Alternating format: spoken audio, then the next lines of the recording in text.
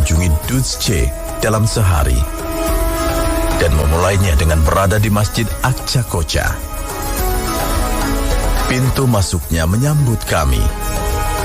Ia menunggu jamaah yang datang untuk mengisi kubahnya pada waktu sholat. Azan subuh pun berkumandang di menaranya. Usai sholat, mari kita simak sekelumit informasi mengenai masjid ini. Masjid Aqsa Koca yang didirikan pada tahun 1989 dan dibuka pada tahun 2004 ini memiliki kubah setinggi 31 meter dan menara setinggi 58 meter. Masjid itu dibangun di atas 160 tiang beton untuk mencegah kerusakan akibat gempa. Masjid yang mengusung arsitektur Turki dan modern ini merupakan satu-satunya masjid yang dibangun dengan cara ini di Turki. Fitur arsitektur yang paling menonjol adalah sistem atap yang terinspirasi oleh tenda Turki yang bertumpu pada sudut segi 8 yang digunakan dalam arsitektur dinasti Seljuk, bukan sistem atap tunggal klasik. Interiornya didekorasi dengan kaca patri, sedangkan penutup kubahnya terbuat dari pelat tembaga seberat 32 ton. Lampu gantung berbentuk kubah di masjid dua menara itu masing-masing memiliki berat 1.300 kg. Kali ini, mari kita simak sejarah mengenai Kastil Genoese.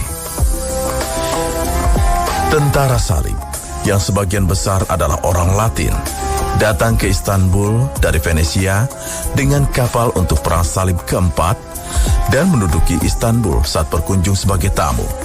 Dari tahun 1204 hingga 1261, selama periode Kekaisaran Latin, mereka mendominasi pantai Laut Hitam. Kastil Genoese berasal dari periode ini. Dinding kastil dibangun menggunakan batu puing dan keramik. Kastil ini memiliki sebuah pintu masuk dan sebuah menara tinggi di sebelahnya. Kami melewati pohon beech, kastanya, linden, sycamore, dan ek yang mengelilingi kebun kemiri. Kami kini mendekati pantai. Pantai ini yang dahulu merupakan pelabuhan penting dan pusat perdagangan, kini digunakan untuk kapal-kapal nelayan kecil daripada kapal barang besar. Sejarah Duzce yang diketahui berasal dari tahun 1390 sebelum Masehi. Wilayah ini adalah rumah bagi banyak suku karena produktivitas dan lokasi pertaniannya. Di sini dimungkinkan untuk melihat jejak peradaban Frigia, Lydia, Persia, Romawi, Bizantium, Seljuk, dan Utsmaniyah. Transisi wilayah ke dominasi Utsmaniyah terjadi pada tahun 1323 oleh salah satu komandan Orhan Gazi, Master Konurab, setelah perang dengan otoritas Bizantium. Konurab menjadi panglima yang berani dan jujur. Ia merupakan kebanggaan tersendiri bagi masyarakat Turki yang menetap di sini. Salah satu dari 3 makam di sebelah masjid bersejarah adalah makam Konurab, dan yang lainnya milik kerabatnya, Ali Hamzah.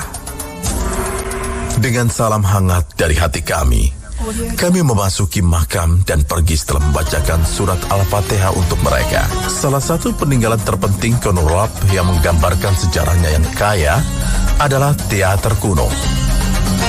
Teater kuno yang dikenal sebagai 40 anak tangga adalah salah satu karya paling hidup, menunjukkan kekayaan artistik kerajaan Prusia yang mendominasi wilayah tersebut hingga abad pertama Masehi. Teater 2000 tahun yang tampak bersandar di puncak bukit itu berbentuk setengah lingkaran. Panjangnya 10 meter dan lebarnya 74 meter dan terbuat dari batu kapur lokal yang padat dan berwarna putih. Setengah dari kursi atas telah terlindungi dengan baik. Ada 7 anak tangga yang membagi tingkat tempat duduk menjadi beberapa bagian.